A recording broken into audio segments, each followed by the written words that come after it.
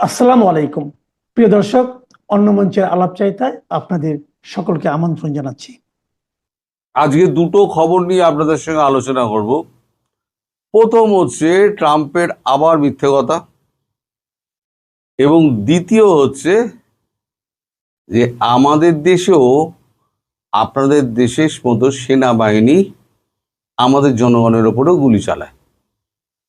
গুলি চালালে আমাদের দেশে সেনাবাহিনীর ওপরে কি অ্যাকশন নেওয়া হয় সেটাও বিস্তারিত আজকে আলোচনা করব। বিস্তারিত মানে কি, ওই শর্টে চেষ্টা করব শেষ করতে। আগে প্রথমটায় যাই, যে আমি বরাবর বলে আসি যে একটা মিথ্যে কথা যদি বারবার বারবার বলা হয় তাহলে দেখবেন মানুষের মনে একটা জায়গায় দাগ কাটে, যে সত্যি হলো, সত্যি হতে পারে 25% লোক বিশ্বাস করবে। গতকালকে ডোনাল্ড ট্রাম্প টেলিফোন করেছিলেন আমাদের নরেন্দ্র মোদীকে। নরেন্দ্র মোদী শুভেচ্ছা জানানোর জন্য, দীপাবলির শুভেচ্ছা জানানোর জন্য টেলিফোন করেছিলেন। টেলিফোন করার পরে তো নরেন্দ্র মোদী ফোন তুলেছেন, ফোন তুলে শুভেচ্ছা বিনিময় করেছেন। তারপর বলেছেন, আমি একটা মিটিংয়ে ব্যস্ত আছি মিস্টার ট্রাম্প, আমি পরে আপনার সঙ্গে কথা বলবো। ট্রাম্প ওদিকে বুঝে গিয়েছেন যে আর তো মোদী কথা বলবে না, ট্রাম্পও লাইন ছেড়ে দিয়েছে। এখন এই যে মোদিজি ট্রাম্পের ফোন অ্যাকসেপ্ট করেন না, ট্রাম্পের সঙ্গে দেখা করেন না, মানে এই যে ইজিপ্টে অনুষ্ঠানটা হলো সেখানে উনি গেলেন না, সামনে এশিয়ান সামিট আছে সেটাতেও উনি যাবেন না, তাহলে কেন যাবেন না? তার মানে ট্রাম্পের ওপরে ভারতবর্ষের প্রধানমন্ত্রী নরেন্দ্র মোদী এমন একটা প্রেশার চাপিয়ে রেখে দিয়েছেন যে তুমি সারা বিশ্বের সামনে যেমন বাংলাদেশ সম্পর্কে তুমি আমার ওপরে চার্জ দিয়েছিলে, তোমার মুখ দিয়ে বলতে হবে বাংলাদেশ সম্পর্কে আমার সিদ্ধান্ত আমি বদলাচ্ছি, এবং প্রধানমন্ত্রী নরেন্দ্র মোদী যা সিদ্ধান্ত নেবে সেটাই সঠিক, আমি মেনে নেব। যতক্ষণ না পর্যন্ত এটা উনি বলছেন ততদিন পর্যন্ত কোনো ট্রেড ডিল হবে না। নরেন্দ্র মোদীর সঙ্গে ট্রাম্পের মুখোমুখি সাক্ষাৎ হবেন না, কারণ তাকে অবস্থান স্পষ্ট করতে হবে। ডসিয়ের তো পাঠানো হয়েছে যে মার্কিন কংগ্রেস থেকে, কিন্তু ডোনাল্ড ট্রাম্প নিজেকে তো রাজা মনে করেন, তিনি মনে করেন তিনি পৃথিবীর সম্রাট এবং বাকি সব হচ্ছে দেশগুলো হচ্ছে তার প্রজা। এবার নরেন্দ্র মোদীকে যদি দু চারটে কথা টেলিফোনে হয় তখন সেটাকেই উনি বাড়িয়ে বলবেন যে এই পাকিস্তানের যুদ্ধবিরতি নিয়ে আমার সঙ্গে কথা হয়েছে, বাংলাদেশের সংকট নিয়ে আমার সঙ্গে কথা হয়েছে, ইউক্রেন রাশিয়ার যুদ্ধ নিয়ে আমার সঙ্গে কথা হয়েছে, বানিয়ে বানিয়ে হাজারটা গল্প করবেন। রাশিয়া থেকে তেল কেনা নিয়ে এই যে চুক্তি থেকে উনি সরে আসছেন, আমার কথা এতদিন আপনাদের বিশ্বাস হচ্ছিল এবার বিশ্বাস করুন, এই সমস্ত কথা উনি আবার বলবেন। নরেন্দ্র মোদীর সঙ্গে দেখা হচ্ছে না, কথা হচ্ছে না, তাতেই উনি এই সমস্ত মিথ্যে কথাগুলো বলে যাচ্ছেন। আর নরেন্দ্র মোদীর সঙ্গে দেখা হলে পাশে পেলে আর কি কি মিথ্যে কথা বলতে পারে মানুষটা, এবার ভেবে দেখুন। আর দ্বিতীয় হচ্ছে, নরেন্দ্র মোদীকে ওই রকম আপনার ইজিপ্টের সম্মেলনে কোথায়, ব্রিটেনের কোথায়, প্রধানমন্ত্রী কোথায়, হ্যাঁ আচ্ছা ফ্রান্সের প্রেসিডেন্ট ইমানুয়েল ম্যাক্রো এসছেন, ও আচ্ছা হাজির, আচ্ছা ঠিক আছে, এইরকম করতে করতে উনি সবাইকে প্রজা বানিয়ে দেবেন। নরেন্দ্র মোদীর সেটা সহ্য হবে না, গাত্রদাহ হবে।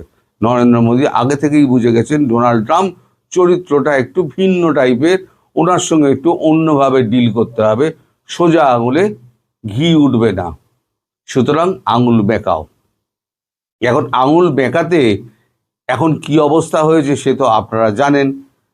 আমি একটা এর আগে ভিডিও করেছিলাম 6 দিন আগে, এই ভিডিওটায় দেখবেন যে ডোনাল্ড ট্রাম্প নতি স্বীকার করলেও পাল্টি খেলেন, নতি স্বীকার করেও পাল্টি খেলেন। 6 দিন আগের ভিডিওটা আমি করেছিলাম। তো যাই হোক, এখন ট্রাম্পের কি অবস্থা, ট্রাম্প তো দেশে টিকতে পারছেন না। দেশে ট্রাম্পের বিরুদ্ধে লক্ষ লক্ষ মানুষ রাস্তায় নেমে গেছে, দ্রব্যমূল্য বৃদ্ধি এমন জায়গায় পৌঁছেছে মানুষ বাজারে গিয়ে হাত দিতে পারছে না। বাংলাদেশে আপনাদের যে অবস্থা, ওখানেও তাই অবস্থা। যেটা $4 ছিল সেটা $8 হয়ে গিয়েছে। এক ডজন মুরগির ডিম ওখানে হয়ে গিয়েছে $16। এক ডজন, যেটা $6 পাওয়া যেত, এখন হচ্ছে $16। কলা তো অমিল, মোচা থোড়, এই যে যে সমস্ত খাদ্যগুলো এখান থেকে যেত, এগুলো এখন আমেরিকানরাও খায়। ইন্ডিয়ান রেস্টুরেন্টে তো ভরা, সেখানে সব আমেরিকানদের ভিড়ই বেশি ইন্ডিয়ান খাবার টেস্ট করার জন্য এবং ইন্ডিয়ান কারি টেস্ট করার জন্য। মাছও যাচ্ছে না, কিছুই যাচ্ছে না, ওষুধপত্র বন্ধ।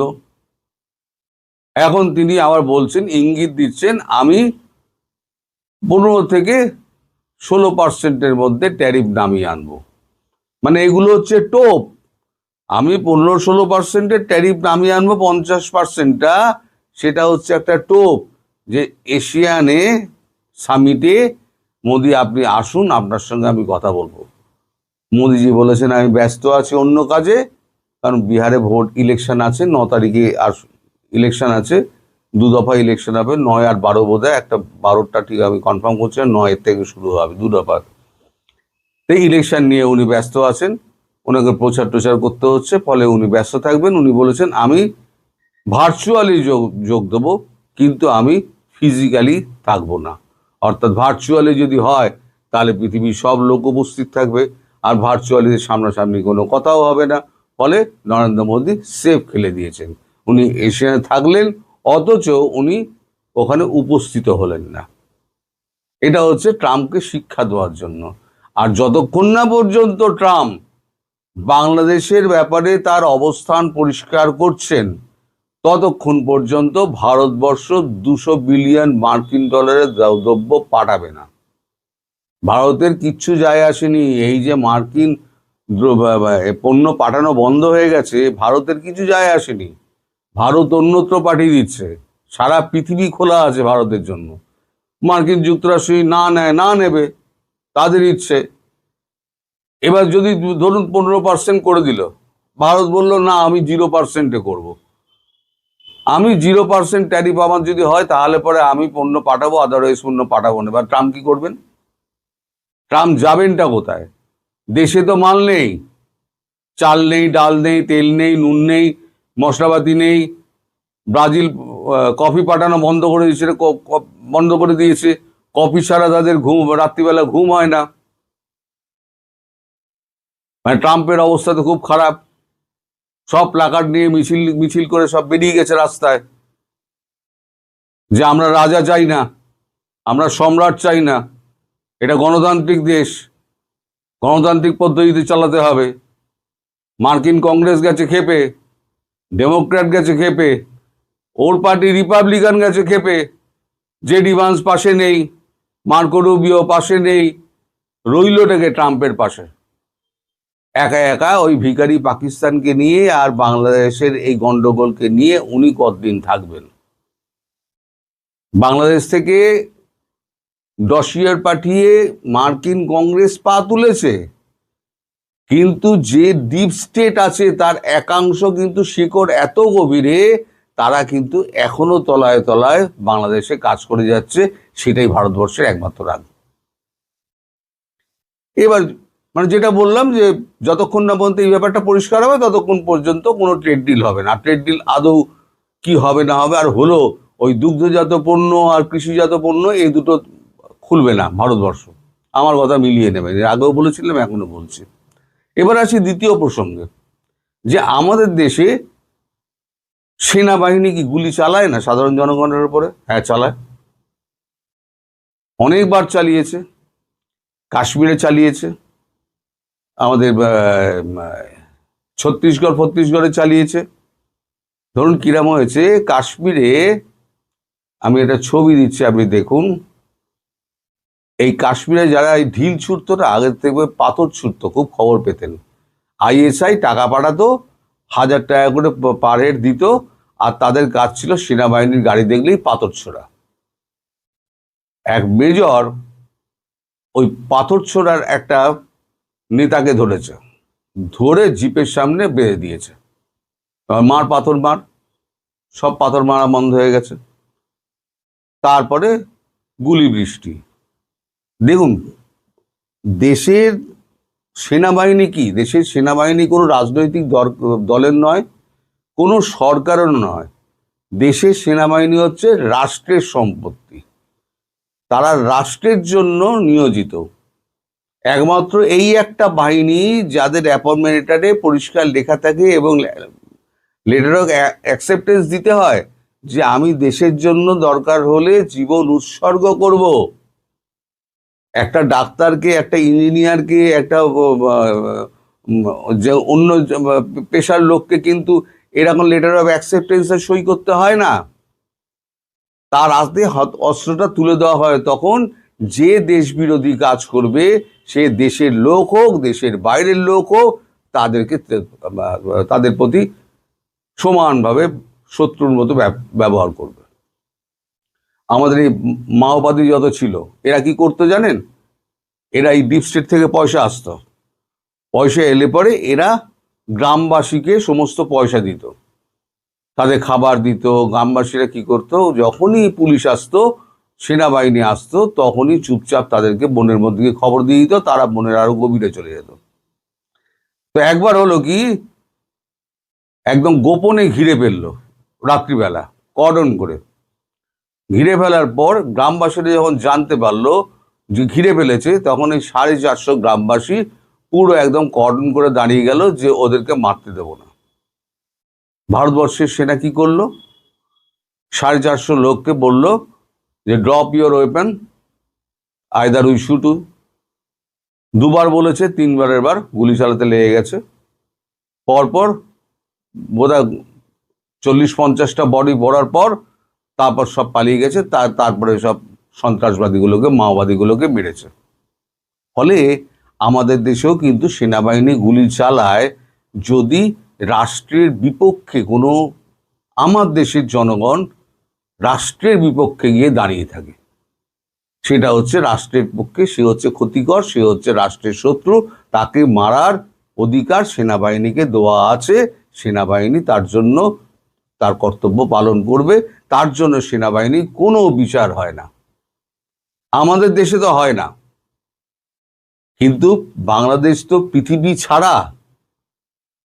ওয়াকারুজ্জামান যিনি যা করলেন তা একদম পৃথিবীতে একটা নিদর্শন হয়ে রইল যে ওয়াকারুজ্জামান একটা সেনাপ্রধান একটা সেনাবাহিনীকে কত নিচে নামাতে পারেন, এবং পুলিশ বাহিনীর থেকেও তাদের মনোবল আরো নিচে করে দিয়েছেন। এখন ওয়াকারুজ্জামান কি ভাবছেন তিনি পার পেয়ে যাবেন? তিনি পার পেয়ে যাবেন না। এই 2-4 মাস ওয়েট করুন, আমার কথা মিলিয়ে নেবেন। এই ওয়াকারের বিরুদ্ধে একটা মামলা ঠুকে যাবে, ওই আইসিডিতে মামলা ঠুকে দেবে। ওয়াকারুজ্জামান আবার গ্রেপ্তার হবেন, এরাই গ্রেপ্তার করবে, গ্রেপ্তার করে ওয়াকারুজ্জামানকে ওখানে হাজির করবে, ওয়াকারুজ্জামানকে এবার জেলে পাঠাবে। এরা তবু তো একটা সেফ হাউসে রয়েছে, ক্যান্টনমেন্টের মধ্যে ভালো আরামে রয়েছে। ওয়াকারুজ্জামানকে যেতে হবে সোজা জেলে। এটা ওয়াকারুজ্জামানের কপালে লেখা আছে। আমি বলেছিলাম পাপ বাপকে ছাড়ে না। ওয়াকারুজ্জামান আপনিও দেখে নেবেন, আপনাকে পাপ কিন্তু তাড়া করে বেড়াচ্ছে। যেদিন ধরবে সেদিন সমূলে আপনাকে বিনাশ করবে। আপনার পরিবার অন্তর সুখে থাকুক, আমি সে কামনা করি। আপনি আর এই বিপদটা নিজের ঘাড়ে আর নেবেন না। এবার অন্তত সঠিক পথে চলার চেষ্টা করুন। জামাতের ল্যাজ ধরে কিছু হবে না। যেদিনকে জামাতের স্বার্থ পুড়িয়ে যাবে, জামাত একদিন আপনাকে লাত মেরে তাড়িয়ে দেবে, তখন আপনার না থাকবে আম, না থাকবে ছালা, আপনার দুই যাবে। যেমন ইউনূসের গেছে তেমন আপনার যাবে। পৃথিবীতে এরকম কিছু মানুষ থাকে, ওই ডোনাল্ড ট্রাম্প থাকে, দেশের মানুষকে খেপিয়ে দিয়েছে, পৃথিবীর মানুষকে খেপিয়ে দিয়েছে। আমাদের ডক্টর ইউনূস আছেন, তিনিও তাই, আপনিও তাই। আপনাকে দেশের মানুষ আপনাকে নেতা ভেবে নিয়েছিল। তারা মনে করেছিল আপনি তাদের ত্রাতা হিসেবে ভূমিকা নেবেন, আর আপনি হয়ে গেলেন কি সমাজের শত্রু হয়ে গেলেন। ওই গণশত্রু ইউনূসের পাশাপাশি আপনার নামও কিন্তু পৃথিবীর যখন ইতিহাস, বাংলাদেশের ইতিহাস লেখা হবে না, আপনার নামও কিন্তু ইউনূসের পাশাপাশি ওয়াকারুজ্জামান ট্রেটার বলে লেখা হবে। সবাই ভালো থাকবেন দর্শক।